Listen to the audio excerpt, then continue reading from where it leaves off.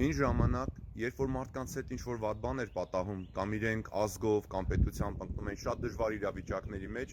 նրանք ոչ թե Աստծուն աղոթում էին, որ իրենց հաներ այդ վիճակից, այլ ասում էին. «Տեր, ներիր մեր մեղքերը»։ Իրենք ամենաառաջինը ներողություն էին խնդրում իրենց կատարած մեղքերի համար։ Հետո նոր խնդրում էին, որ Տեր ողորմյա մեզ։ Սիրելի բարեկամներ, այսօր ավագ ուրբաթ է, մեր Տիրոջ խաչելության օրը։ Խնդրում եմ, եկեք մենք էլ ներողություն խնդրենք մեր մեղքերի համար։